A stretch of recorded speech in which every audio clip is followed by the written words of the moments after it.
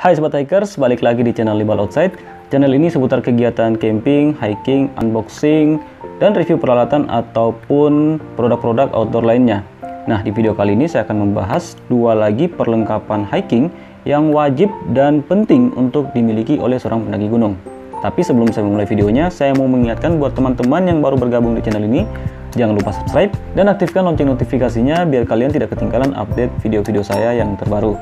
Nah Sobat Hiker, seperti yang kita ketahui bersama bahwa kebutuhan air pada saat hiking itu merupakan kebutuhan yang paling utama, penting, dan juga sangat krusial. Oleh karenanya, dalam memilih botol minum atau wadah air minum yang akan kita gunakan tentunya juga tidak boleh sembarangan. Dan wadah air minum yang akan kita pilih tersebut tentunya harus berkualitas, berstandar, dan juga benar-benar aman untuk kita gunakan. Dan bukan hanya persoalan kualitas atau amannya saja, tetapi juga yang harus diperhatikan adalah masalah efisiensi dalam hal penggunaan. Nah, water bladder dan botol minum ini sendiri masing-masing memiliki kelebihan dan kekurangan. Lalu apa saja yang menjadi kelebihan dan kekurangan dari masing-masing peralatan ini? Mana yang lebih baik untuk digunakan? Tonton terus video ini sampai selesai.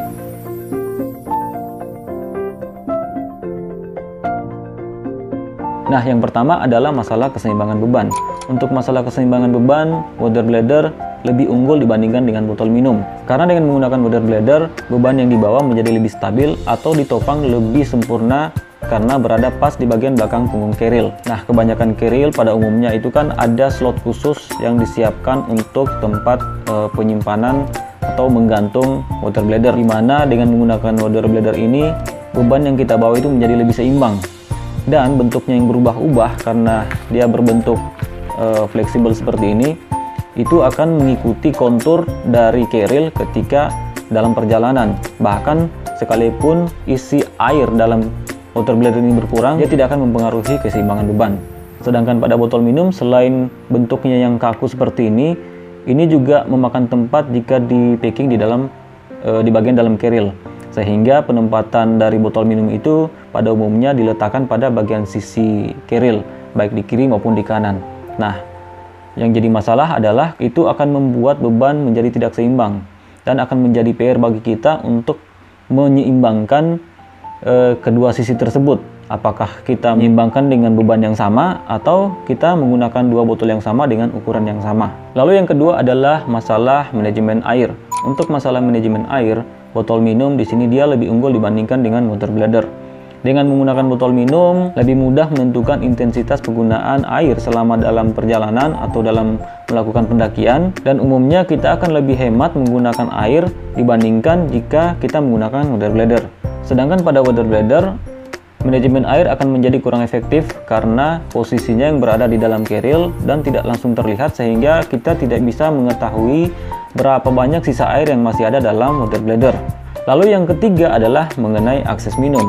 Untuk masalah akses minum, di sini tentunya water bladder menjadi lebih unggul dibandingkan dengan botol minum. Karena dengan menggunakan water bladder sesuai dengan fungsi utamanya adalah untuk memudahkan kita minum pada saat melakukan pendakian.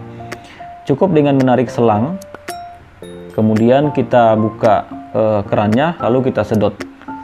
Dan kita bisa minum kapanpun, dimanapun, dan dalam kondisi apapun. Sedangkan dengan menggunakan botol minum akan lebih susah untuk diakses, terutama jika keril yang kalian gunakan atau yang kita gunakan itu tidak memiliki fitur khusus untuk botol minum. Seperti yang pernah saya bahas pada video keril The North Face panci 50 liter di video sebelumnya, kalian bisa cek videonya, linknya ada di pojok atas. Nah, karena kondisi tersebut mengakibatkan kita menjadi malas untuk minum, karena kita mesti menurunkan keril, kemudian kita mengambil botol, lalu kita bisa minum. Atau mungkin kita meminta bantuan ke teman kita atau pendaki lain untuk mengambil botol minum kita, lalu kita minum. Lalu yang keempat adalah dalam hal isi ulang.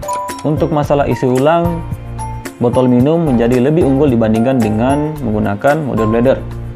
Menggunakan botol minum akan sangat mudah untuk melakukan pengisian ulang karena posisinya yang berada di bagian sisi luar keril, sehingga jika misalnya di perjalanan kita menemukan sumber air, kita bisa langsung menarik botol, mengisi, dan selesai. Sedangkan jika kita menggunakan water bladder untuk digunakan untuk mengisi ulang, itu akan sangat ribet sekali karena kita mesti membuka keril, mengeluarkan sebagian isi dari dalam keril, lalu kita membuka water bladder.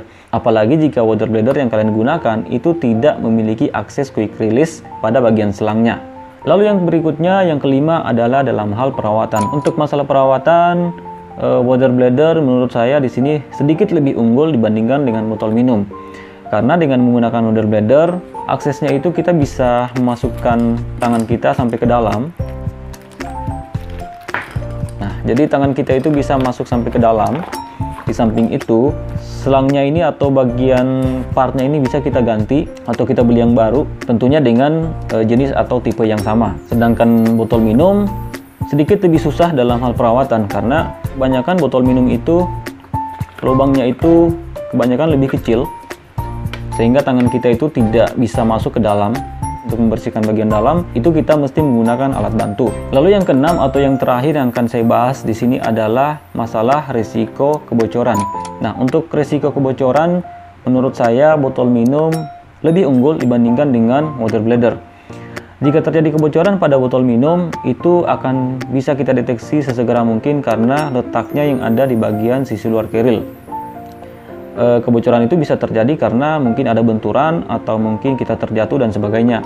Nah, kebocoran yang terjadi juga tidak akan langsung mempengaruhi barang-barang kita yang ada di dalam keril karena posisinya yang ada di luar. Sedangkan jika terjadi kebocoran pada water bladder, ini akan menjadi masalah yang cukup besar karena posisinya yang ada di bagian dalam. Dan ketika terjadi kebocoran, akan sulit untuk kita deteksi sesegera mungkin.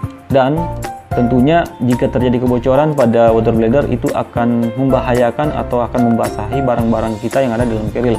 Oleh karenanya kita selalu disarankan untuk setiap kita mempacking barang-barang kita itu sebaiknya kita packing dulu atau kita masukin dulu ke dalam trash bag atau mungkin plastik. Selain untuk melindungi barang-barang kita dari hujan, juga untuk mengantisipasi jika saja terjadi kebocoran pada water bladder.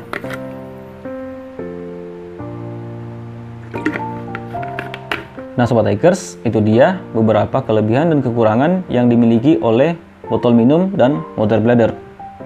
Lalu, mana yang lebih baik untuk digunakan? Botol minum atau water bladder? Tentu saja jawabannya adalah tergantung kebutuhan kalian dan tergantung kalian memfungsikan kedua peralatan ini seperti apa. Nah, kalau buat saya sih, saya pakai keduanya ya, karena kedua peralatan ini, kedua wadah ini tuh sangat wajib dan penting buat saya. Tentunya dengan menggunakan kedua peralatan ini dengan fungsi yang berbeda. Untuk water bladder itu saya gunakan khusus untuk minum saja di perjalanan. Jadi water bladder ini saya tidak gunakan untuk keperluan yang lain seperti masak atau mungkin yang lainnya. Sedangkan untuk botol minum saya gunakan untuk sebagai wadah isi ulang air minum, mengisi air yang akan kita gunakan untuk memasak, atau mungkin membuat kopi dan sebagainya. Lalu yang terakhir adalah tips dan trik dalam memilih water bladder dan botol minum.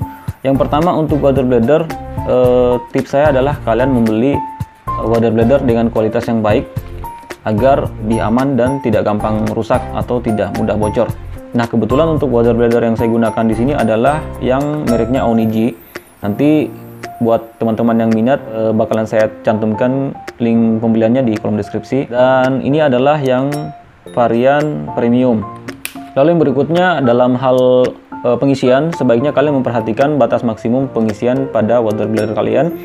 Di bagian atas itu biasanya selalu ada peringatan batas maksimum pengisian, jadi jangan mengisi air lebih dari batas yang sudah ditentukan. Lalu tips yang berikutnya adalah ketika setiap kali selesai menggunakan, sebaiknya langsung kalian cuci dengan sabun, cuci sampai kering, cuci dengan bersih. Lalu kalian bisa simpan di tempat yang kering atau kalau saya sarankan kalian simpan aja di kulkas. Nah, untuk mengantisipasi kebocoran seperti yang saya bahas tadi sebelumnya, kalian bisa mensiasati dengan membungkus water bladder kalian dengan plastik atau mungkin try bag atau semacamnya, agar misalnya jika terjadi kebocoran itu tidak akan mengganggu barang-barang kalian yang ada di dalam keril. Nah, lalu tips untuk membeli botol minum, sebaiknya kalian membeli botol minum yang terbuat dari bahan plastik karena lebih ringan dan tidak gampang pecah. Dan belilah botol minum yang berstandar BPA free atau yang biasa disebut dengan bisphenol A. Jadi bisphenol A itu adalah zat kimia sintetik yang biasa digunakan pada beberapa produk. Salah satunya adalah produk atau wadah makanan atau air minum atau botol minum seperti pada botol ini. Dan buat kalian yang memiliki keril dengan akses khusus untuk botol minum itu akan lebih baik.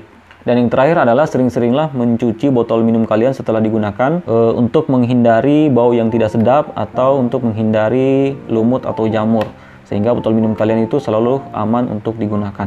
Oke sobat hikers, demikian pembahasan saya untuk outdoor gear kali ini. Jangan lupa like video ini jika kalian suka, dislike jika nggak suka, share juga ke teman-teman kalian jika dirasa bermanfaat. Sampai ketemu di video berikutnya dan salam lestari.